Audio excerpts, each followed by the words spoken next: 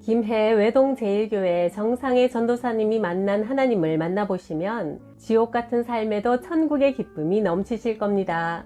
제가 목감기로 오늘 목소리가 좀 색다른데요. 바다 같은 마음으로 즐겨주세요. 1980년대 나는 부산 구포시장에서 양품점 옷장사를 하고 남편은 구두 만드는 기술자라 옆에서 양화점을 했다. 그러나 도무지 장사가 되지 않아 집세도 주지 못하고 빚만 자꾸 늘어갔다. 장사가 잘 되게 해달라고 보름마다 고사를 지내도 소용이 없어 절망하던 차에 옆집 피아노 학원 박효심 권사님의 전도로 교회 다니기 시작했다. 광명교회 이상복 목사님과 최정숙 사모님이 자주 신방을 오셔서 기도해 주시며 힘과 용기를 주셨다. 하나님은 결코 이 가정을 버리지 않으실 겁니다. 하나님께서 지금 무엇인가 이 가정을 위해 작업하고 계시는 중이니 기도하며 믿음만 굳게 지키세요.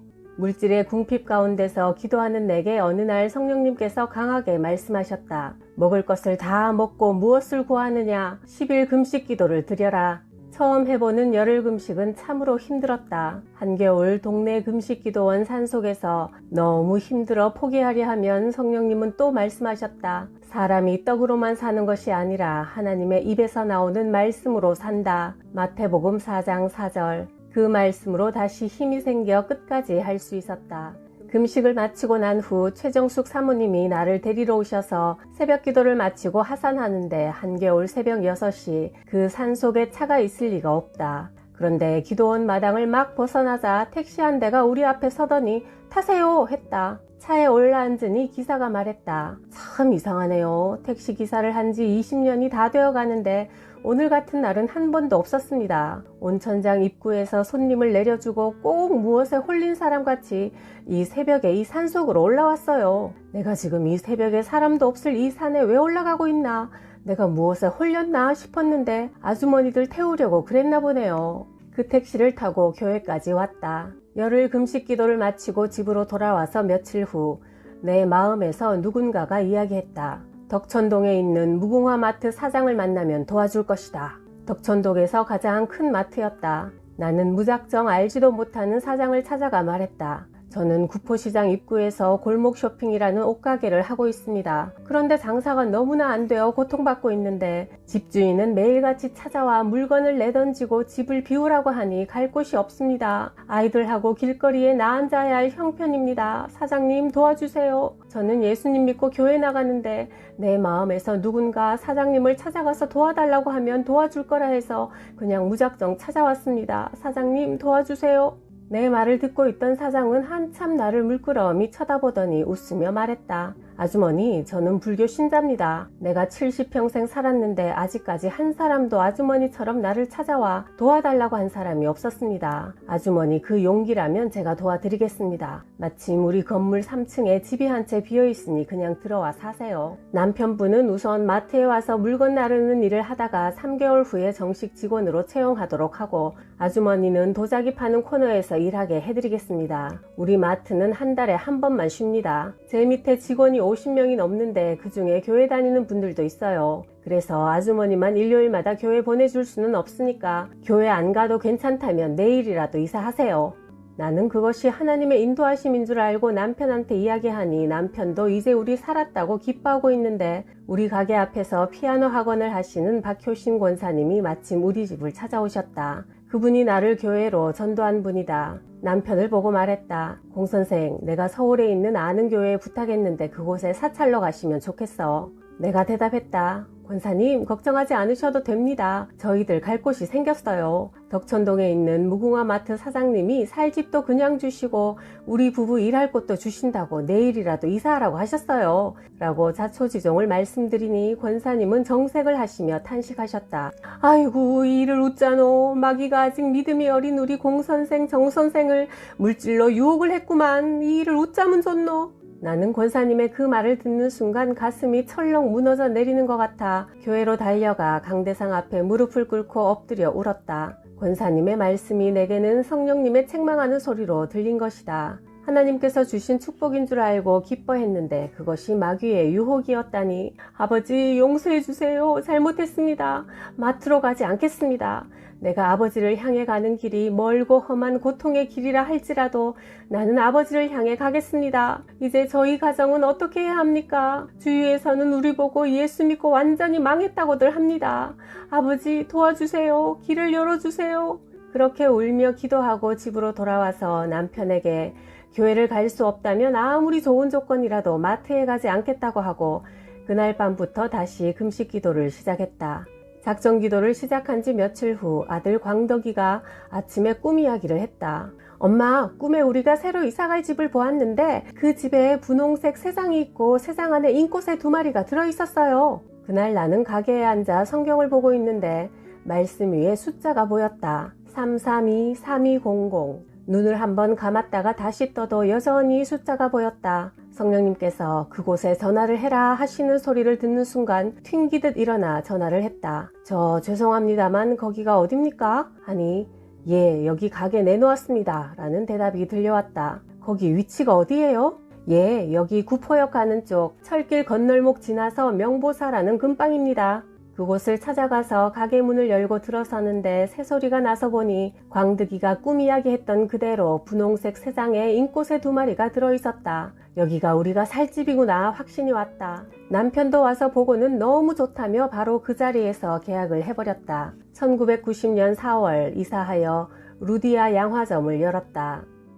주일 아침 조금 남은 쌀을 가지고 아침을 지어 남편과 아이들만 차려주고 나는 금식에 들어갔다. 저녁 예배를 드리고 난 후 뒷정리까지 하고 나오려는데 목사님이 흰 봉투를 손에 쥐어주시며 요즘 힘들지요? 하셨다. 목사님 감사합니다. 인사를 하고 나오는데 오늘 들었던 설교 말씀이 나를 사로잡았다. 다윗이 전쟁터에 있으면서 베들레헴 성문 곁 우물물을 먹고 싶어 할 때 병사 3사람이 목숨을 아끼지 않고 길러온 물을 다윗이 차마 자신이 먹지 못하고 하나님께 부어드린 말씀이 내 마음을 뜨겁게 했다. 나는 봉투를 성경책에 끼웠다.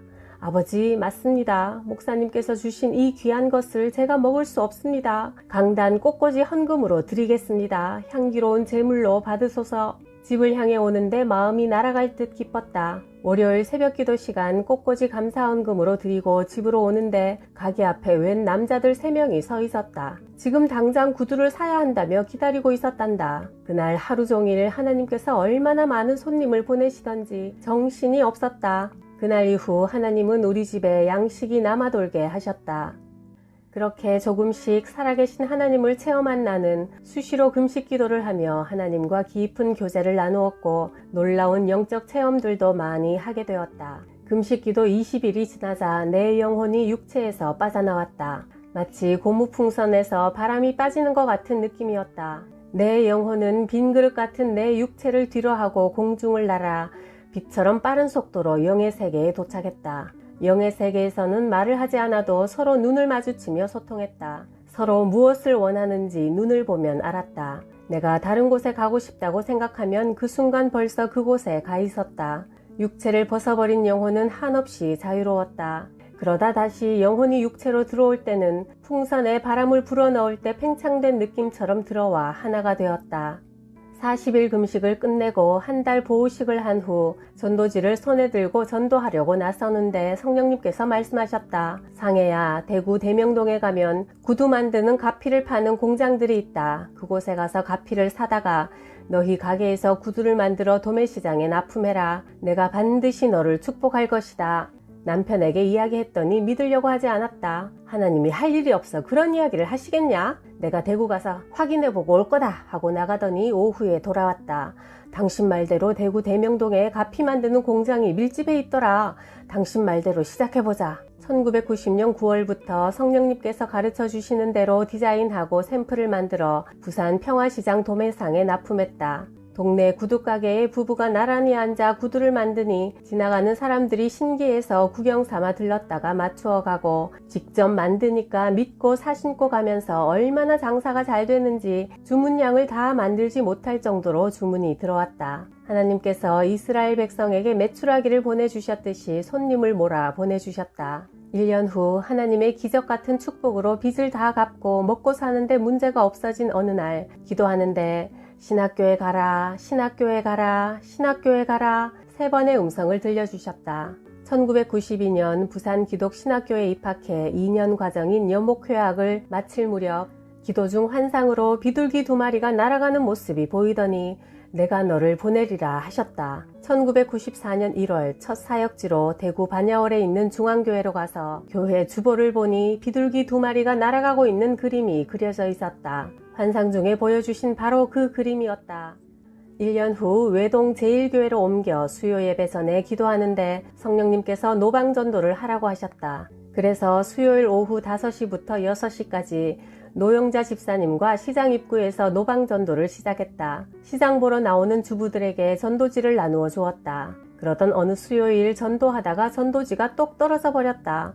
아버지, 사람들은 한참 많은 시간인데 전도지는 없고 어떻게 할까요? 라고 기도했더니 입술을 넓게 벌려라, 말씀을 외쳐라, 복음을 전파하라, 천둥 같은 음성과 함께 내게서 마이크 소리보다 더 큰 외침이 터져나왔다. 주 예수를 믿으라. 그리하면 너와 네 집이 구원을 얻으리라. 술 취하지 말라. 방탕하지 말라. 곤고한 날이 이르기 전에 창조주 하나님을 기억하라. 하나님이 세상을 이처럼 사랑하사 독생자를 주셨으니 이는 저를 믿는 자마다 멸망치 않고 영생을 얻게 하려 하심이라. 예수님께서 나는 길이요 진리요 생명이니 나를 통하지 않고는 아버지께로 올 수가 없다고 하셨습니다. 예수님은 우리 죄를 대신 지고 십자가에서 물과 피를 쏟으며 죽기까지 우리를 사랑하셨습니다. 사망 권세를 이기시고 죽음에서 부활하신 예수님을 구원자로 믿으세요. 그 예수님은 다시 우리 앞에 심판주로 오십니다. 하나님께서는 예수님을 주인으로 모신 자만이 죄를 용서받고 천국에 가도록 법을 만들어 놓으셨습니다. 예수님을 믿지 않으면 멸망받을 수밖에 없습니다. 지옥입니다.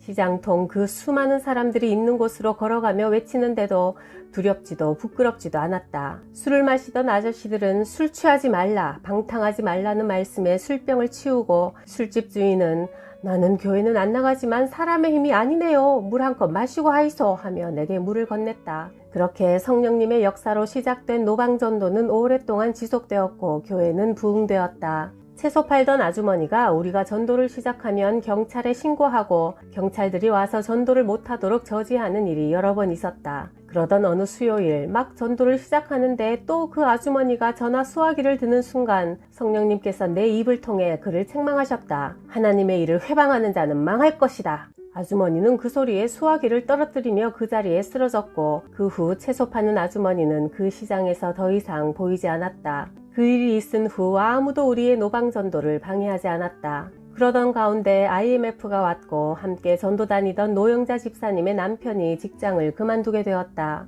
우리는 열흘 작정 기도를 시작했다. 하나님 아버지, 복음 전하는 일에 힘을 쓴 여종에게 복을 주옵소서. 얼마 후 연신 기쁜 소식이 들려왔다.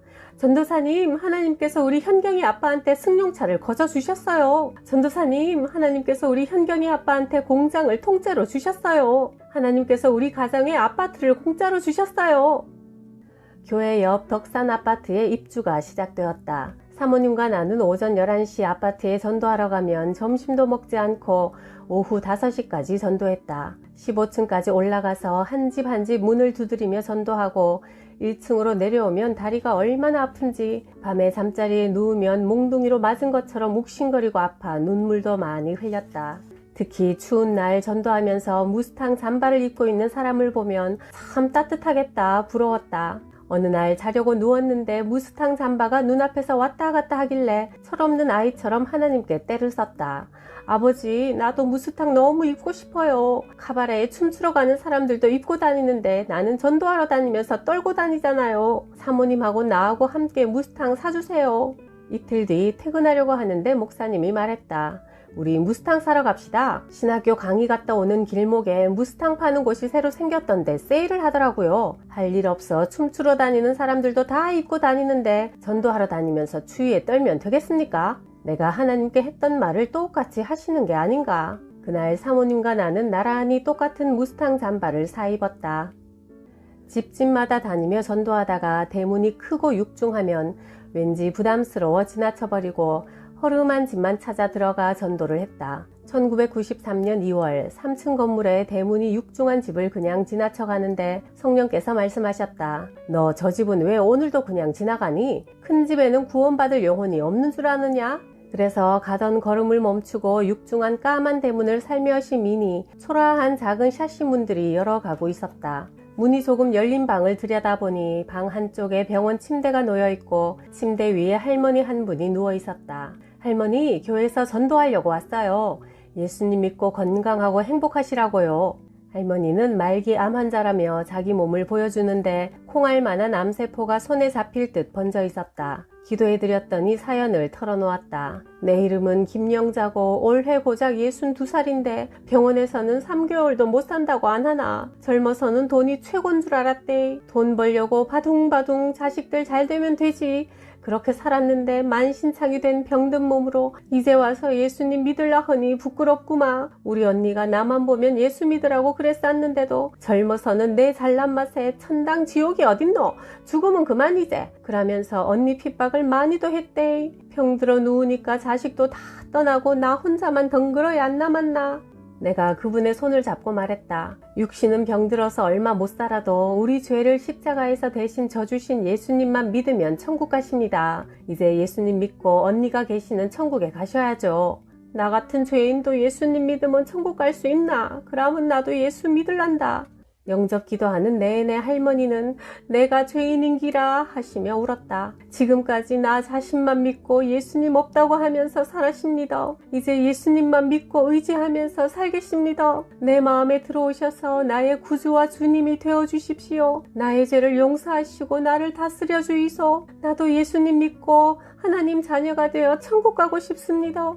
할머니는 구원의 확신으로 차서 기뻐하시며 누워 계시던 자리 밑에 넣어둔 용돈을 하나님께 감사헌금 드려달라고 내게 주었다. 며칠 후 오후 3시경쯤 할머니 집에 갔더니 왜 이렇게 늦게 왔노? 새댁이 오기를 얼마나 기다렸는 줄 아나? 찬송 소리 들으면서 가려고 내가 길을 쓰고 안 기다렸나? 찬송을 불러주라 하셨다. 찬송을 몇 번이고 부르는 내내 할머니는 눈물을 흘리며 내 손을 꼭 잡고 세대가 이제 가라, 우리 다시 만나자, 한숨 푹 자야 되겠다 하셔서 이불을 당겨 덮어드리고 돌아왔다. 그리고 다음날 일찍 다시 갔더니 할머니는 소천하셔서 가족들이 와 있었다. 하나님은 그렇게 만세전에 구원하시기로 택하신 영혼을 찾아내셔서 예비하신 천국으로 데려가셨다.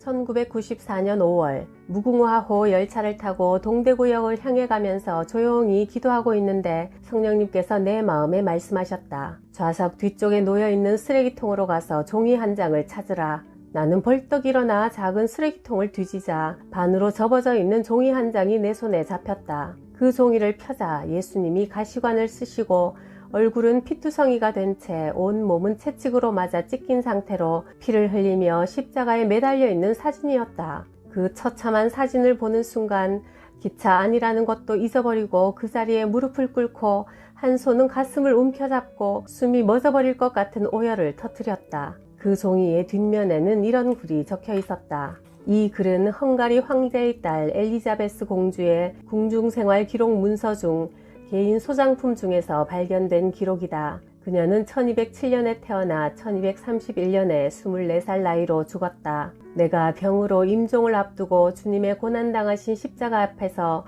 마지막 힘을 다해 기도하다가 한 번만이라도 좋으니 나를 위해 고난당하신 주님을 만나 뵙고 싶어요 기도했더니 주님께서 가야바 대제사장의 뒤뜰에서 골고다 언덕까지를 환상으로 보여주시며 말씀하셨다. 그때 나를 둘러싼 빌라도의 군병은 150명이었고 그 중에서 내가 십자가에 매달릴 때까지 끌고 간 군병은 23명이었다. 나를 사형 집행할 때 혹 민중이나 제자들에 의해 밀란이 일어날 것을 대비하여 무장 군병 83명을 추가로 주위에 배치하였다. 나는 머리를 150번이나 주먹으로 세게 맞았고 180번 발길질 당했으며 내 머리털은 끈처럼 꼬인 채 24번 신문당하느라 개처럼 질질 끌려다녔으며 수많은 사람들이 내게 침을 뱉었다. 나는 오전 9시에 머리칼이 헝클어지고 머리가 찢어진 채 십자가에 달렸다. 가시관의 가시는 7, 8cm나 되었으며 가시 숫자는 72개였는데 가시관을 한 번 벗겼다가 다시 씌웠기 때문에 내 머리에 박힌 상처는 110개였다. 내 손과 발을 박은 못은 길이가 20cm였다. 나는 6시간 동안 세상의 모든 고통을 온 몸으로 견디다가 오후 3시에 내 사명을 다 이루고 죽었다. 내가 길이요 진리요 생명이니 나를 통하지 않고서는 아무도 하나님께로 갈 사람이 없다. 요한복음 14장 6절.